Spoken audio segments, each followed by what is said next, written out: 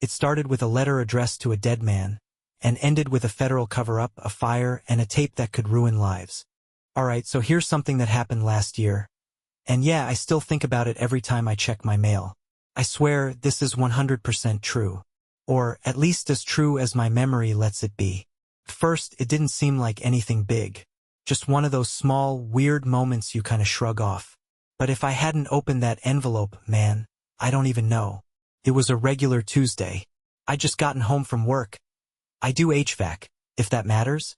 And I was going through the mail like always. Mostly junk. A local pizza coupon. And then one envelope stood out. It was old school looking. Off-white. Hand-addressed in this neat cursive. And it had a real postage stamp, like someone actually went to the post office, not one of those printed labels. But here's what made it weird. The name on it. Thomas C. Holloway. 121 Sycamore Lane. Greenwich, Pa. Now I live in Greenwich. Small town. Blink and you'll miss it. I've driven down Sycamore plenty of times. There's maybe 5 houses on the whole street, and most of them look half abandoned. But 121? That's one of those dead houses. The kind kids tell ghost stories about. Boarded up. Yard overgrown. Been empty for years. And here's the kicker, I'd heard of Thomas Holloway. His name popped up in an old newspaper clipping someone posted in the town Facebook group. Local journalist. Went missing back in 2012, I think? People say suicide, but the body was never found. You know how it is in small towns. Rumors grow faster than facts. Anyway, the letter was in my mailbox. Wrong address and all. I don't even live on Sycamore. No clue how it ended up here. Could have been a lazy mail carrier. Could have been a prank. But it didn't feel like junk. Felt intentional. I stared at it longer than I'd like to admit, then brought it inside and left it on the counter. Figured I'd drive it over later, just being a good neighbor or whatever. But after dinner, I couldn't stop thinking about it. Who sends a letter to a guy who's been dead for a decade? And more importantly, why now? I sat there for a good hour, just turning it over in my hands. And then, yeah, I did it. I opened it. Not proud of that, but curiosity won. Inside was a single piece of paper. No return address. No name. No explanation. Just one line. You were right. They never stopped. That's it. No date. No context. Just those 8 words, written in that same neat handwriting. I know I should have just tossed it. Minded my own business. But come on, you don't get a letter like that and just forget about it. I didn't know it yet, but that envelope? That was the first breadcrumb in a trail I probably had no business following. Alright, so here's where things start to shift. From, weird letter to, okay, what the actual hell is going on? The day after I got that letter, the one addressed to Thomas Holloway with the cryptic message, you were right. They never stopped. I couldn't get it out of my head, like at all. It just sat there on the kitchen counter, staring me down every time I walked by.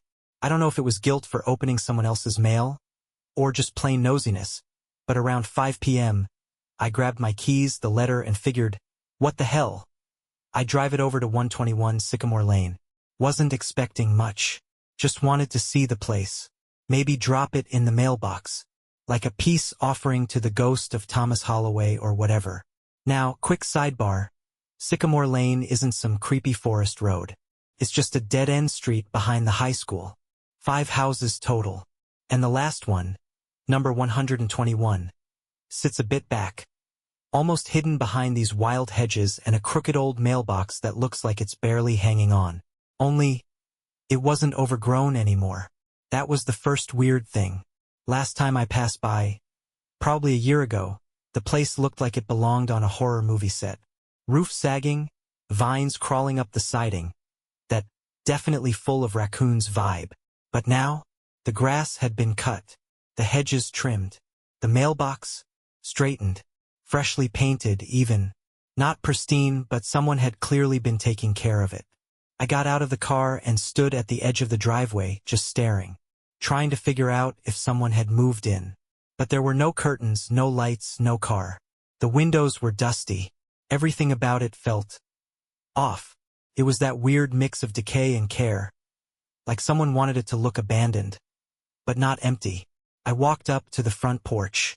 The mailbox was one of those old-school kinds, mounted by the door with a little red flag. Out of habit, I opened it. Empty. No junk mail. No cobwebs. No spiders. Just clean. I stood there for a second, then slipped the letter back inside. The one I'd opened. Folded it neatly and stuck a post-it note on it that said, "Misdelivered, found in my mailbox." Figured if someone was around, they'd see I wasn't trying to be a creep. And that should have been it. But as I walked back to my truck, something caught my eye. There was a light on in the house. Second floor. Just one room. Flicked on like someone had pulled a chain. No movement. No shadows. Just a sudden glow through a dusty window. I froze. Part of me wanted to believe it was just a motion light. Timer. Something simple. But it felt too precise. Too deliberate. I stood there like a total idiot for a good 30 seconds, then did what any semi-paranoid guy would do. I got in my truck and got the hell out of there. Later that night, lying in bed, I kept replaying the whole thing in my head. The mowed lawn, the clean porch, the light in the window, and that line from the letter. You were right. They never stopped. Right about what? Who never stopped what? I didn't know it yet, but that letter? That was far from the last one I'd see. And 121 Sycamore? Yeah. That house wasn't nearly as empty as it wanted to be. Okay, so here's where I admit, I might have gone a little off the rails. But in my defense, when you drop off a spooky letter at a supposedly abandoned house, and then the lights mysteriously flick on, you either forget about it and move on, or you go full Scooby-Doo with a flashlight and some bad decisions. Guess which one I picked? It had been 2 days since I left the envelope in the mailbox at 121 Sycamore. 2 quiet, uncomfortable days. No news. No weird phone calls. No more letters in my mailbox. And honestly, that felt wrong. Like the calm before the horror movie soundtrack kicks in. Then, late Thursday night, around 11:45 p.m., I get woken up by this soft thud at my front door. Not a knock. A thud. Like something got dropped. Now I live alone, so anything weird after 10 p.m. hits the panic button in my brain. Peek through the peephole, no one there. Porch light shows nothing but the usual. Dead bugs and my sad little welcome mat. But when I cracked the door open, bat in hand of course, there it was. The envelope. The same one I dropped at Sycamore. Post-it note still stuck to the front. Except this time, it was opened. And there was something else inside. I brought it in and dumped the contents on the kitchen table like it was cursed or radioactive or both. That original note was still there. You were right. They never stopped. But now, there was a second page. Folded once. Same handwriting. It said, "Don't trust the postmarks. Look at the paper. Start with the girl from 1997. She was the first." And below that, a name I didn't recognize. Emily Wren. I just sat there, staring at it, trying to make sense of anything. What paper? What postmarks? Why me? Then something clicked. I still had the envelope. I took a closer look at the postmark. It did say it was sent last week. But when I felt the paper, something felt off. Like old paper trying to pretend it was new. So I pulled out one of my bills for comparison. Same size, yeah, but the letter? It was that thick, yellowing kind of stationery no one under 60 even uses anymore. And the ink? Faded like it had been sitting somewhere for years. Even the envelope had this faint, musty smell. Like it had been hidden in a drawer full of mothballs. Suddenly, the whole thing felt planted. Like someone had been holding onto this letter for a long time. Just waiting for the right moment, or the right person. And that name, Emily Wren, stuck with me. I didn't sleep much that night, just kept wondering, why me? I'm not a journalist, not a cop, just a regular guy with a soft spot for weird crap and a habit of making bad choices after 10 p.m. But I knew one thing for sure, this wasn't a prank. And whoever returned that letter to my door, they wanted me to start digging. So the next morning, I did something I hadn't done since college. I walked into the library and asked to see the old newspaper archives. Alright, so I walk into the Greenridge Public Library at exactly 9:03 the next morning. Running on maybe 4 hours of sleep, half a cup of gas station coffee, and the very real suspicion that someone might be watching my house.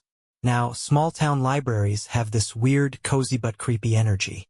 Half the people are retirees doing crosswords. The other half, murder mystery paperbacks that wish they were true crime. Our library hasn't changed since the 80s. Same flickering lights, same clicky keyboards, same weird smell of dust and forgotten air. Anyway, I head to the reference desk and ask if they've got old newspapers. Barb, the librarian who's looked exactly the same since I was 12, doesn't even ask why. Just gives me a nod and says, back room, microfilm and local archives. Just don't take anything out of the folders. Like this kind of thing happens all the time.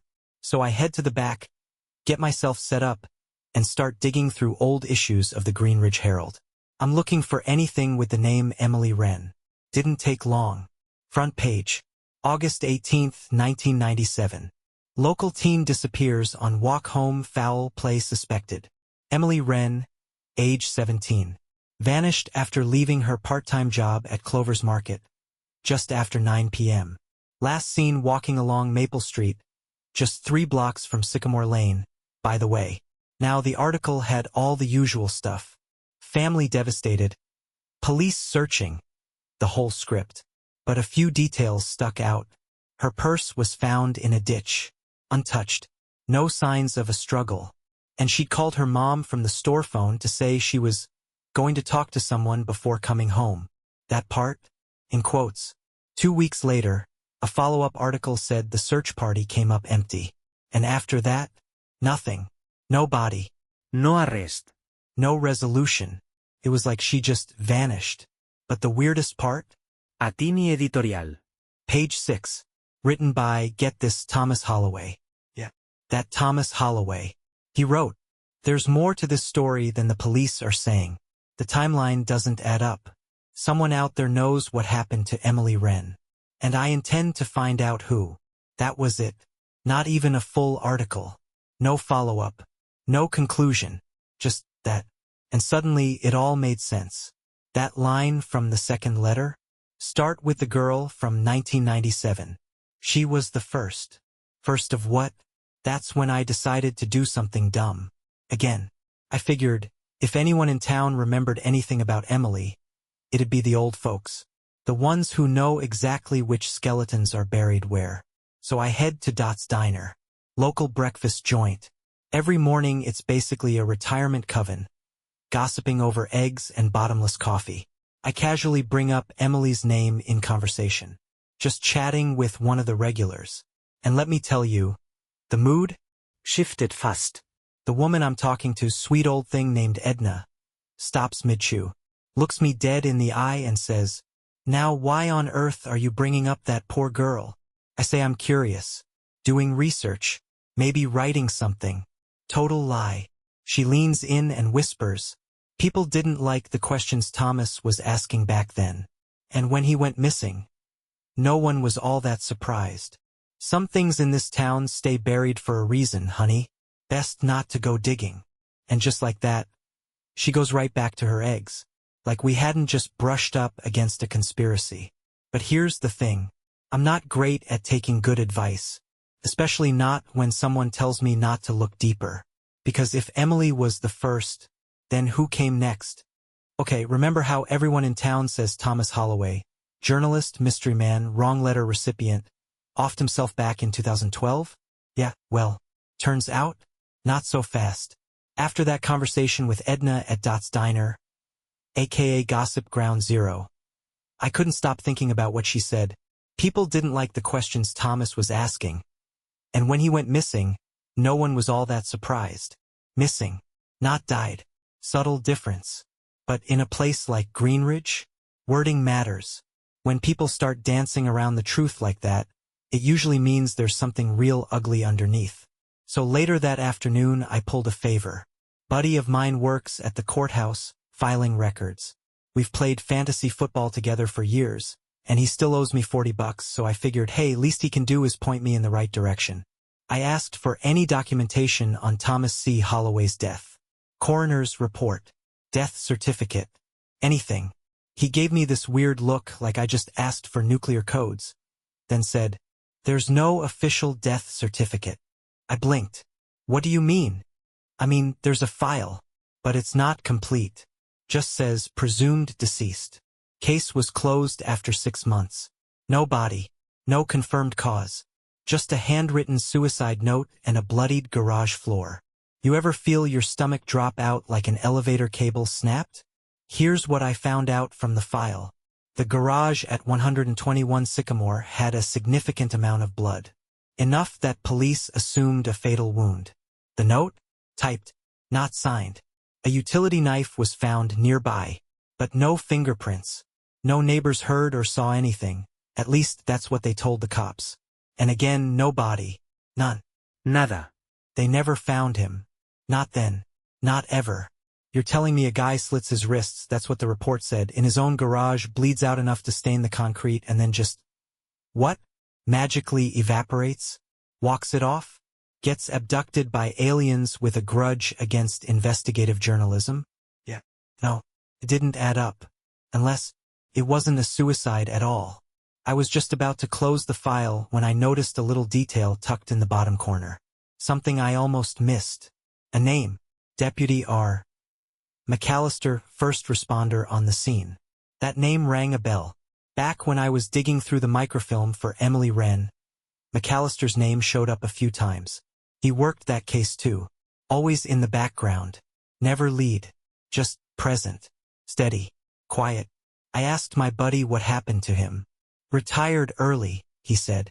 Bought a cabin up in the state woods. Keeps to himself. Of course he does. So now let's review. A journalist digging too deep. A teenage girl who vanished without a trace. A staged suicide with no body. And a deputy who just happens to be connected to both. Tell me that doesn't stink like a 3-day-old hoagie left out in the sun. I knew what I had to do next. I had to find Deputy McAllister and ask him what really happened that day in the garage. Alright, this is the part in the movie where a normal person would say, "You know what? I've done enough. Time to leave the creepy house, the blood-stained garage, and the conspiracy whispers for breakfast lifestyle behind, and go mow the lawn or something." But me? Nope. I grabbed a flashlight, a multi-tool, and my dumb little sense of justice, and drove straight back to 121 Sycamore Lane like I was auditioning for the role of guy who dies first in a horror movie. It was a gray Saturday morning. Overcast. Kinda chilly. And just quiet enough to make every little creak sound like a warning. I parked 2 blocks away and walked the rest, hoodie up, just in case any nosy neighbors were watching. The house looked the same. Grass trimmed. Mailbox empty. But the air had this weird tension to it, like the place was holding its breath. I circled around back. The old privacy fence was barely standing. And there it was, the garage. Locked. Of course it was. Now look. I'm not a professional B&E guy, but I do install HVAC systems. And sometimes that means getting creative with doors. Let's just say the side door frame wasn't exactly Fort Knox. One strategic crowbar tug, sorry, old door, and I was inside. Let me tell you, the garage was freezing. Not cold weather cold. I mean wrong decade cold. Like the air didn't belong in this timeline. Stale. Heavy. Metallic. There were still faint brownish stains on the concrete floor in the far left corner.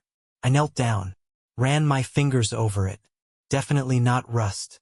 And definitely not just oil from a leaky engine. Like the report claimed. That's when I saw it. A door. Back wall. Half hidden behind some broken shelves and a dusty tarp. Looked like a basement access door, except the hinges? They were on the inside, which meant it didn't lead down. It opened into something. And of course, it was locked. Big, solid, bolt-style lock. No knob. No label. Just a weird, carved X etched near the top of the wood. I don't know what came over me, but I just stood there, staring at it, completely still, like it might open on its own if I waited long enough. My brain was screaming, "Leave it. Call someone. This isn't your problem." But my hands? already reaching for the multi-tool. It took 10 minutes to slide the bolt free. The thing hadn't moved in years. It groaned like a wounded animal when I forced it loose. And then, I opened it. The smell hit first. Musty, damp, earthy, like an old root cellar that hadn't seen light since Y2K. I clicked on my flashlight and stepped inside. It wasn't a basement. It was a room. Small, windowless, soundproofed with foam padding on the walls like a recording booth, an interrogation room, or someone's DIY panic chamber. There were papers everywhere, string pinned between photos like a bad detective show. Names I didn't recognize, email printouts, newspaper clippings. Emily Wren's face showed up twice. Another name caught my eye, Brian Coker, missing 1999. Then I saw it. A box on a back shelf, labeled in thick black marker. Not safe here. Inside, a worn leather notebook, several cassette tapes, all labeled with dates, and a Polaroid photo of Deputy McAllister, shaking hands with the mayor. And under that, one page, typed and signed, just like the suicide note they found in the garage. It read, "If this is found, I'm either dead or gone. I can't trust the department. I can't trust anyone. They've been covering it up for years, and now they're coming for me." Emily was first, but she wasn't the last. I sat down right there on the floor, in that strange, soundproof little room behind a dead man's garage, and I realized I'd officially stepped into something way bigger than a misdelivered envelope. This wasn't just a cold case. This was a cover-up. And someone had gone to a lot of trouble to make sure it stayed buried. You ever get that feeling someone's watching you? And I don't mean that vague. Maybe someone's peeking through the blinds kind of thing. I mean really watching you. Eyes locked on your every move. Just waiting for you to do something stupid. Yeah, that's where we're at now. So after I found the hidden room behind the garage door at 121 Sycamore. Catch up on part 6 if you haven't. Seriously? It's a ride. I didn't sleep. I didn't blink, honestly. Just sat at my kitchen table, flipping through that leather notebook from the box marked, "Not safe here." It was Thomas Holloway's journal. Messy handwriting. Paranoid ramblings. Names. Dates. A few repeating themes. They know I know. Can't trust the department. Emily was the start. Pattern every 2 years. All covered up. He listed other people too. Brian Coker in 99. Janine Alvarez in 2001. D. Marsh in 2003. All marked missing, presumed dead. All young. All gone without a trace. All in the same general area. He was building a case. Alone. And someone clearly didn't want it getting out. That's when it hit me. If I had this stuff, someone might already know. Or worse, someone might be looking for it. The next morning, I head out for gas and coffee, trying to act normal, trying not to spiral into full-on tinfoil hat territory. I pull into the sheets near the highway, grab a coffee, a couple of those questionable breakfast sliders, and head back to my car. And that's when I see him. Gray hoodie, black ball cap, sitting in a black Chevy Trailblazer with tinted windows, parked across the lot, just watching me, not reading, not on his phone, just staring, right at me. At first, I think I'm being paranoid, so I do the usual thing, act casual. Pretend I dropped my keys, sneak a quick glance. He doesn't move, doesn't flinch, just keeps watching.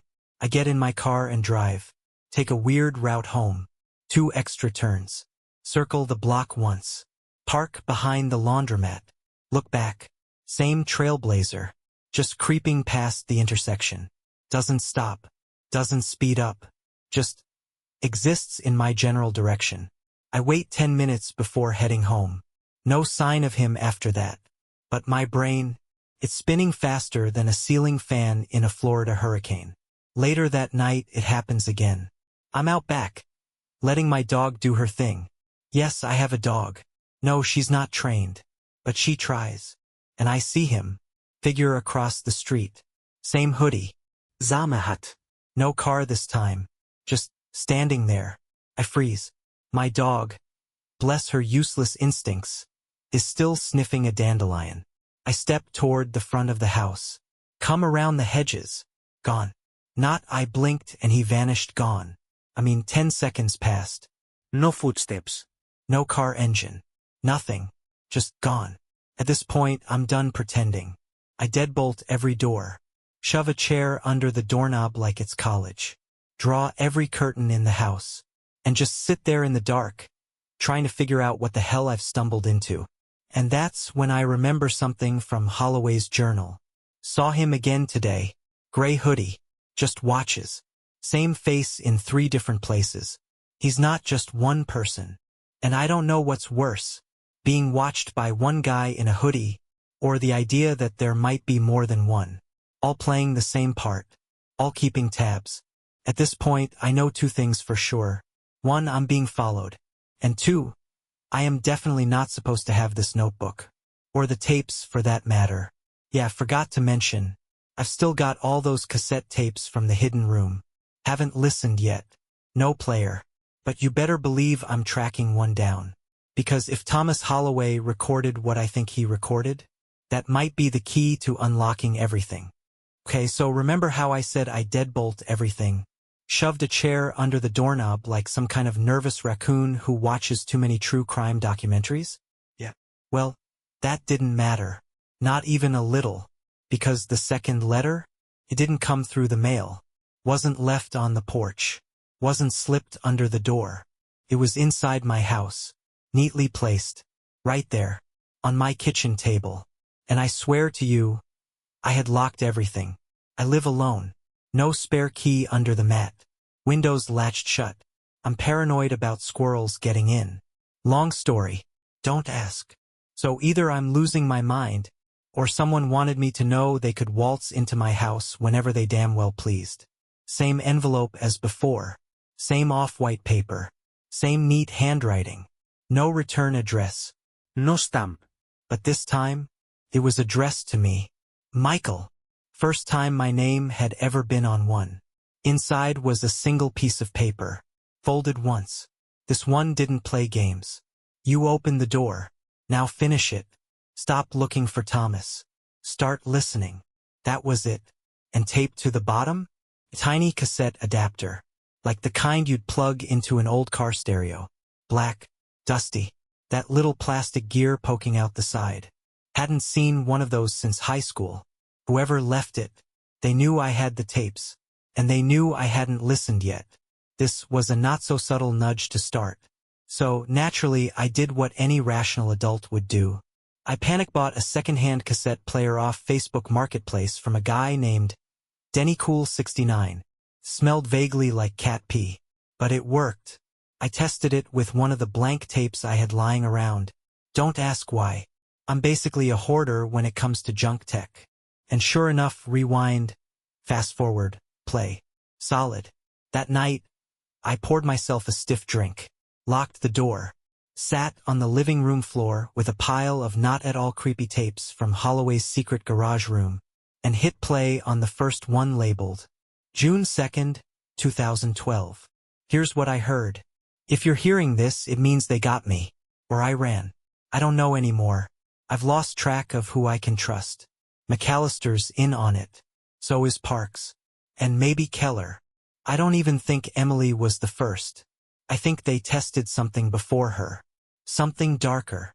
The disappearances were covered up. Fabricated causes. The records don't line up. I've checked the coroner's logs. Some of the people marked suicides never had autopsies. No bodies. Just notes and rumors. I think they're using the department as cover. Or maybe it's bigger than that. There's funding, grants, emergency relief that never reached the people it was meant for. There's a list. I've hidden it. If you find it, don't trust anyone who asks about it. Especially if they already know your name. They're here. That was it. That was the first tape. I just sat there, staring at the player like it had coughed up a demon. There were a dozen more tapes to go. But I needed a minute. Or maybe a week. Preferably in a well-lit bunker. With security cameras. Because here's the thing. Holloway didn't sound unhinged. He didn't sound like a man spiraling. He sounded focused. Scared, yeah. But clear. like he'd finally pieced something together, and someone didn't want him finishing the puzzle. And now they're trying to make sure I don't either. Alright, I know what you're thinking. Dude, stop going back to the murder house. Believe me, I told myself the same thing, out loud, while pacing my kitchen the next morning. But after hearing that first tape, Holloway whispering, "They're here," right before it cut off, I couldn't shake it. He mentioned a list, said he hid it, and if he meant at 121 Sycamore, there weren't that many places it could be. So yeah, I went back. Middle of the day this time. Bright sunshine. People mowing lawns a few streets over. Birds chirping like they weren't living 2 blocks from a possible murder bunker. Felt safer even if it wasn't. I parked down the street again, slipped through the backyard, and ducked into the garage. Still empty. Still cold. Still smelling like concrete and old secrets. The side door creaked like it recognized me. Back inside the hidden room. Same claustrophobic layout. Same foam-padded walls. Same stringboard chaos. But this time I wasn't looking at the papers, I was looking behind them. I started checking the walls. Lightly knocking, listening for hollows. Nothing. Then I remembered something from Holloway's notebook. One weird little line I'd skimmed the night before. Behind the circuit breaker. Reinforced. Just in case. So I found the breaker panel. Rusty, crooked, barely hanging on, and unscrewed the faceplate with my multi-tool. Behind it was a metal box bolted into the wall. Not huge. About the size of a shoebox. I pried it loose. Inside, a folded map of Greenridge marked in red XS, a flash drive, and a spiral notebook labeled the names. I took one breath and opened the notebook. It was a list. Dozens of names. Full names. Dates. Ages. Occupations. Most were marked missing with a year. Some were marked recovered. A few had notes next to them like, no report filed or family moved. And near the top, underlined 3 times, Emily Wren, 1997. Last seen near Maple and 3rd red sedan. Brian Coker, 1999. Hiking trail near Ridgewood, no search. Janine Alvarez, 2001. Called police before disappearance. No dispatch record. Some of these names I vaguely remembered. Some I didn't recognize at all. But they were all connected. By location. And by the eerie lack of follow-through in their cases. Holloway had been cross-referencing everything. Missing persons, police reports, coroner logs, even town funding allocations. And that's where it got dark. Next to some of the names, he'd written dollar amounts. $9,200, FEMA relief. $6,500, local emergency fund. $15,300, federal grant, unaccounted. It was all tied to money, disaster relief, emergency funding, money that was supposed to help people. And somehow, these funds were being requested right after these disappearances. And guess who signed off on most of it? Deputy McAllister, Mayor Parks, Chief Keller. And then one last thing. Tucked behind the notebook, sealed in a Ziploc bag, was a photograph. Grainy, black and white, looked like a security camera still. It showed a man, maybe in his 30s, being led into a basement by 2 uniformed officers. His face was bruised. His hands were zip-tied. And judging by the hairline and the jawline, I'm about 90% sure it was Thomas Holloway. This wasn't just a guy who disappeared. He was taken. And if he wasn't killed, then where the hell had he been all this time? Suddenly, the room felt smaller, like the walls were pressing in. I packed everything up and got out of there fast. But before I left, I marked something on the map. One of the red XS Holloway had circled twice. It wasn't near the others. It was a storage facility, on the outskirts of town. The label next to it? Last backup. And I knew that was where I had to go next. Alright, so I'm standing in the middle of my living room, holding a decades-old map from a dead man's secret panic room, staring at one red X circled twice and labeled, Last Backup. And I know, this is probably the part in the movie where the audience yells at the screen, "Don't go to the storage unit, you idiot." But let's be honest.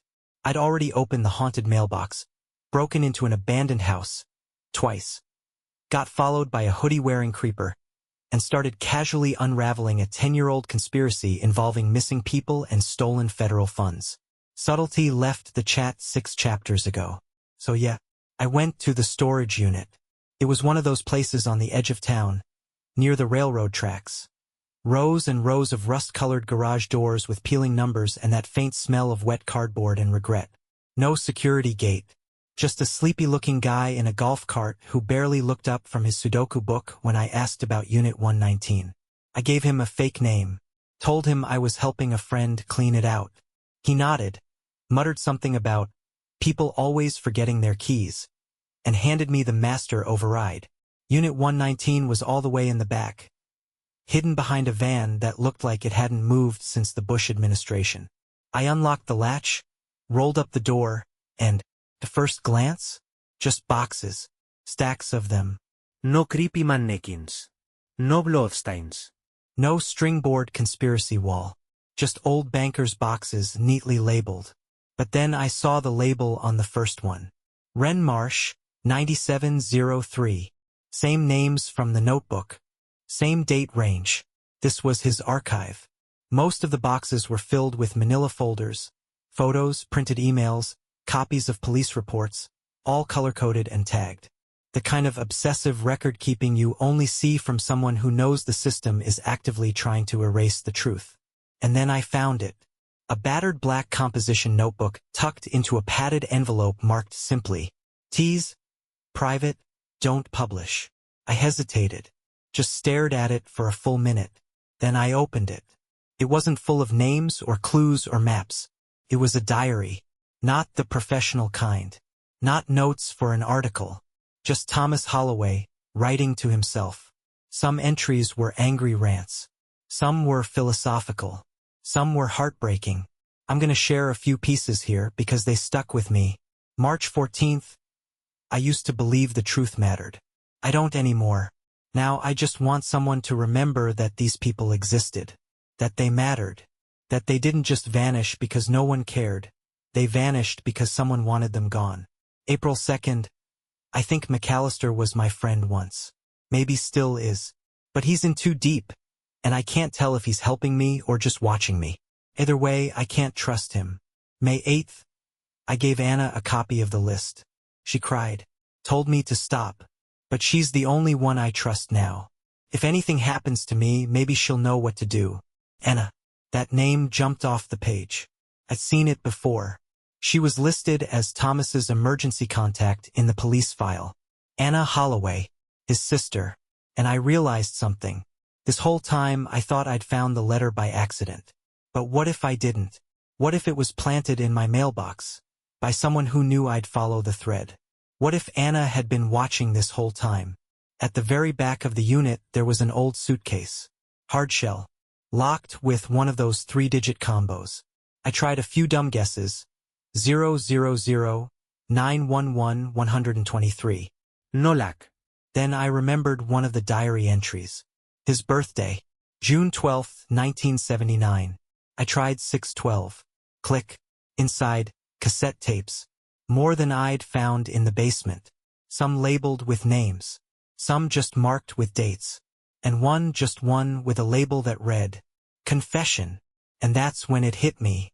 This wasn't just a guy collecting evidence. He had everything. The names. The proof.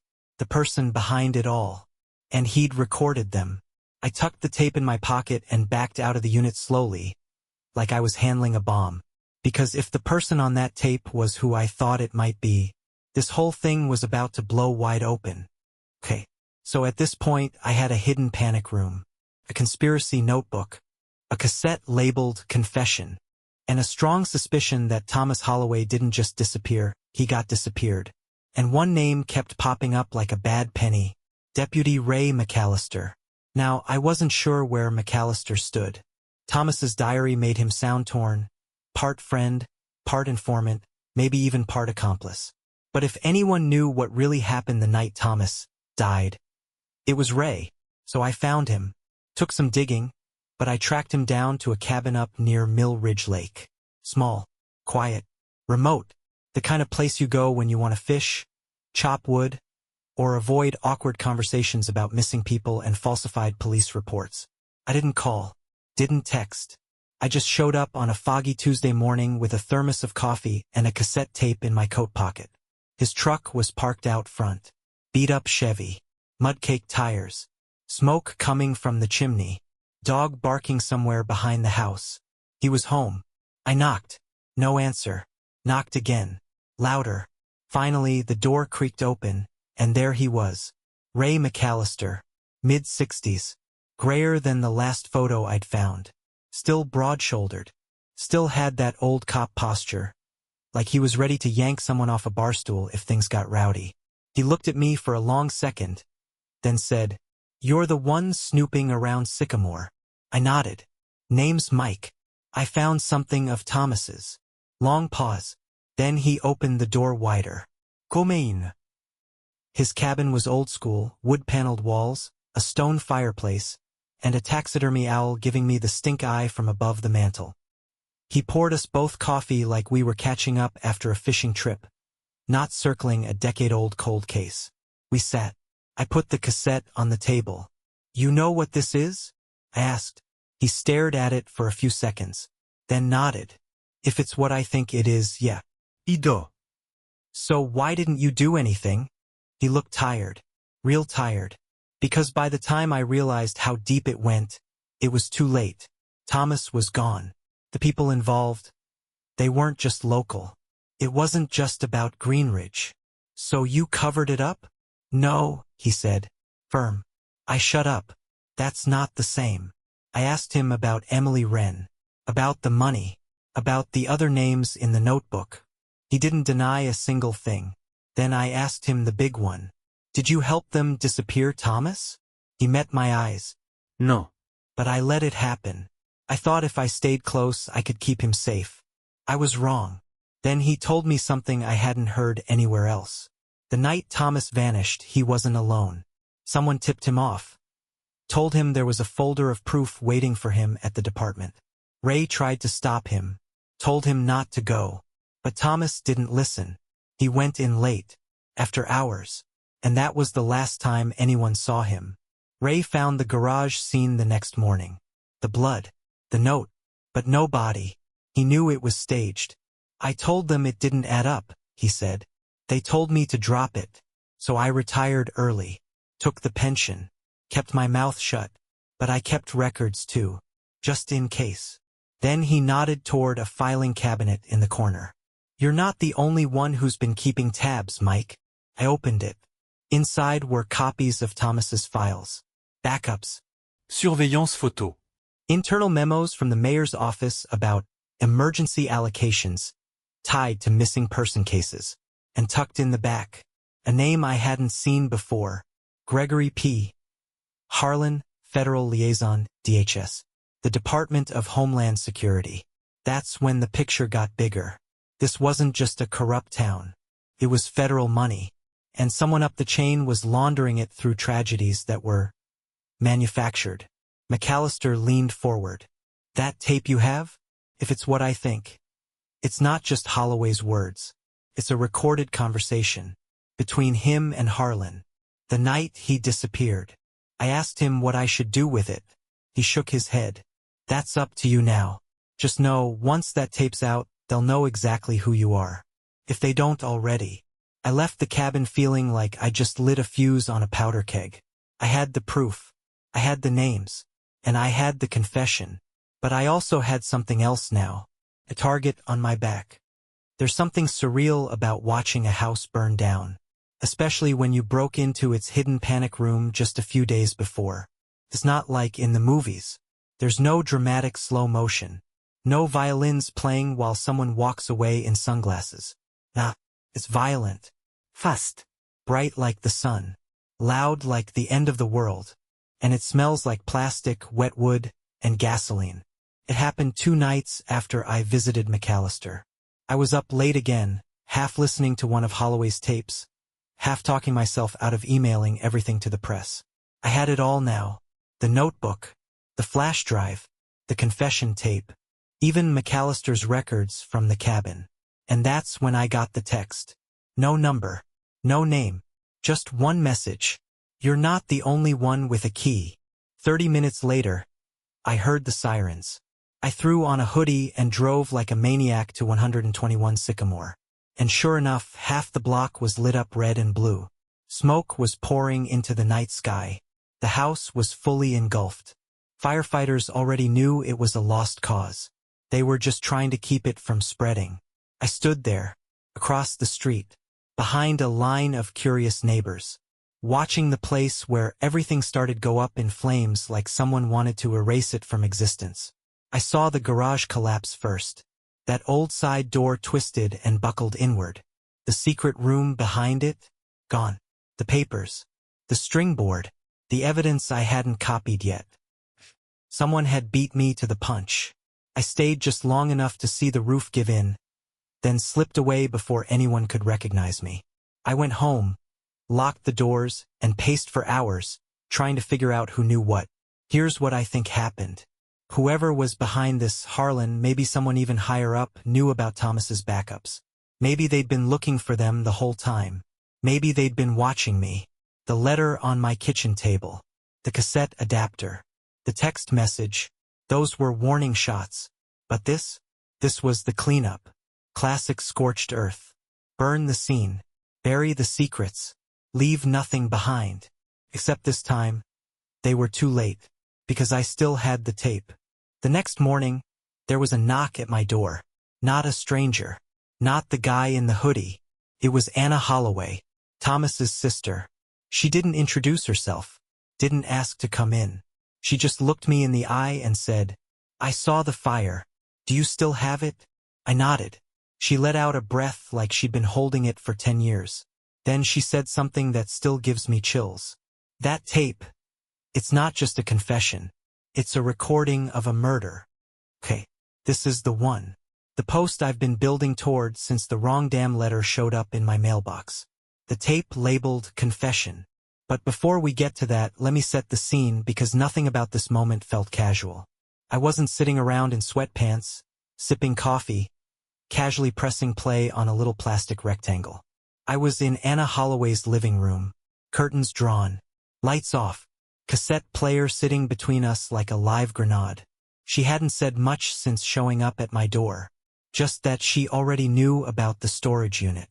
That Thomas had told her, if anything ever happened to him, she'd know it was real if someone found the tape and brought it to her. And now here I was, holding that tape. We didn't even speak. I slid it into the player, clicked it shut, hit play, and what came next is burned into my brain forever.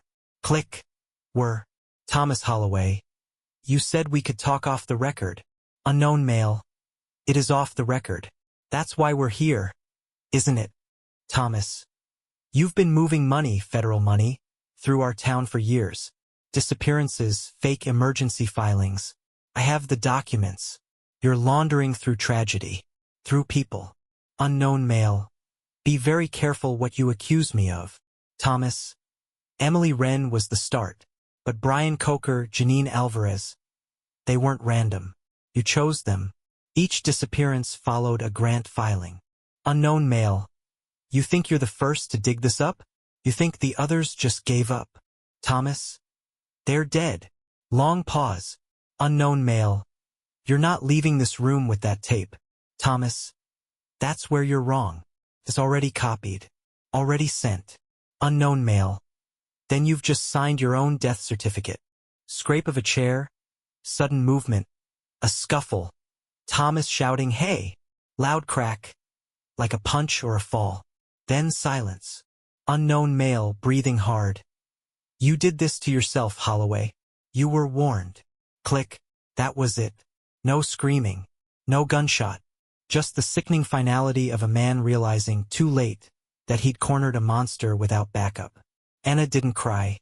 She just sat there, staring straight ahead. Fists clenched so tight her knuckles were white. That voice, she finally said. That's Gregory Harlan. He came to our house once. Told Thomas to stop asking questions.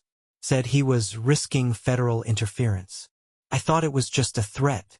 It wasn't. It never was. That tape proved everything.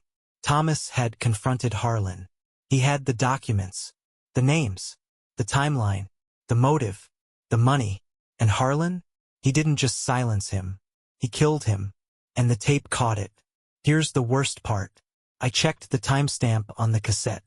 June 2nd, 2012. Same night, the police said Thomas committed suicide. So yeah, that bloody garage scene? It wasn't the crime scene. It was the cover story. They moved his body, staged the note, sold the town a lie, and everyone believed it because it was easier than admitting someone got murdered for telling the truth. So now I had a decision to make. I could go public, drop the tape online, send it to every journalist, every true crime podcaster I could find, burn the whole thing down. Or I could do what Thomas did. Find the right person.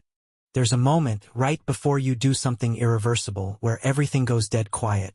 Like the whole world is holding its breath, waiting to see if you're actually going to pull the trigger.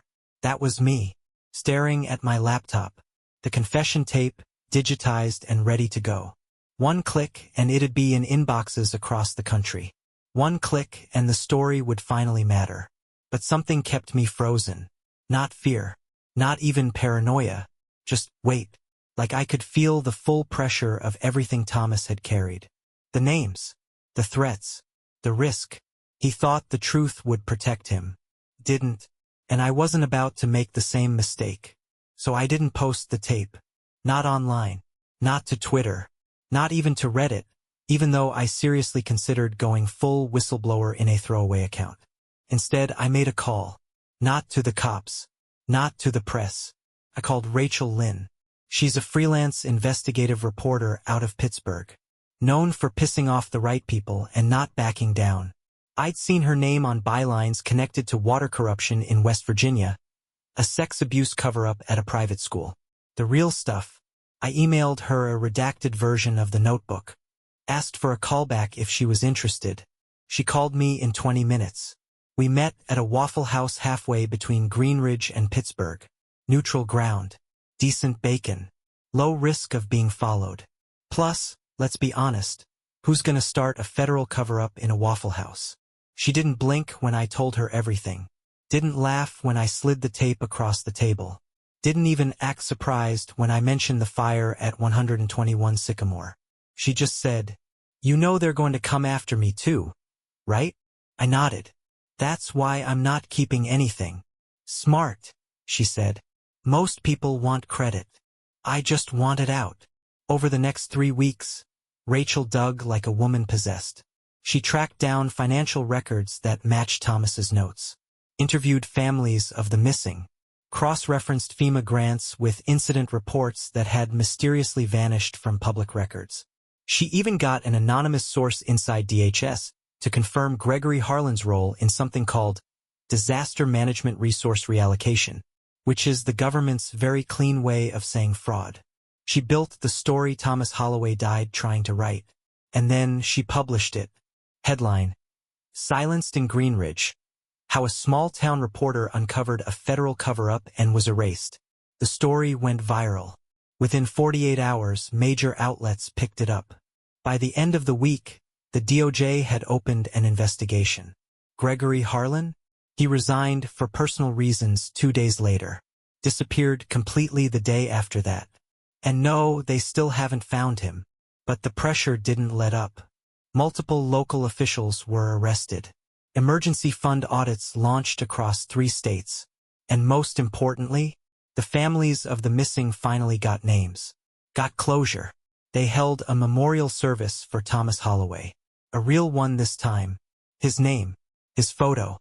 A folded copy of the article placed beside the podium. Anna asked me to speak. I said no. I'm not built for that.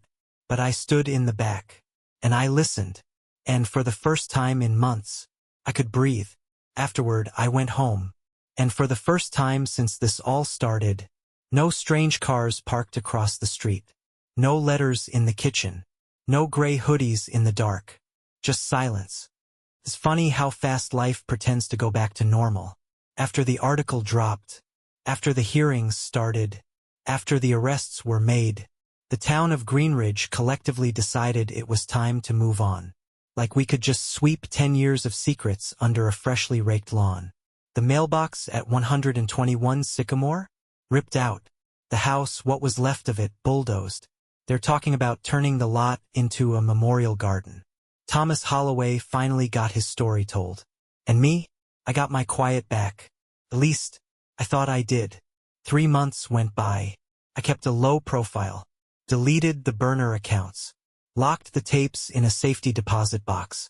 Gave Anna everything else. Got a new phone. Stopped checking behind me when I drove. Mostly, I'd moved to a little rental just outside of town. Far enough that no one knew my name at the gas station. Close enough that I could still pretend I didn't miss the corner store coffee. And then one morning I went to check the mail. Same routine as always. Bills. Grocery flyer. Some weird real estate magazine. And then, tucked between a credit card offer and a coupon for 15% off tires. Was it? Same type of envelope. Off-white. No return address. Just my name. In that now familiar handwriting. Michael. I froze. Not gonna lie, I stood there for a solid minute. Just staring at it. Like maybe if I didn't touch it, it wouldn't be real. But curiosity wins. It always does. I opened it. Inside was a single folded note. No tape. No threats. No riddles. Just one line. You did good, neighbor. Really good. That's it. No name. No signature. But somehow, I knew exactly who it was from. Maybe Anna. Maybe Thomas. Left behind, waiting to be delivered when the time was right. Hell, maybe someone else entirely. Someone who knew what it meant to follow a breadcrumb trail to the very end. I don't know if the story's really over. But I know this. I opened a letter. Followed a ghost. Found the truth. And helped finish a story that was never mine to begin with. Sometimes all it takes is one wrong letter in the mailbox, and the choice to open it.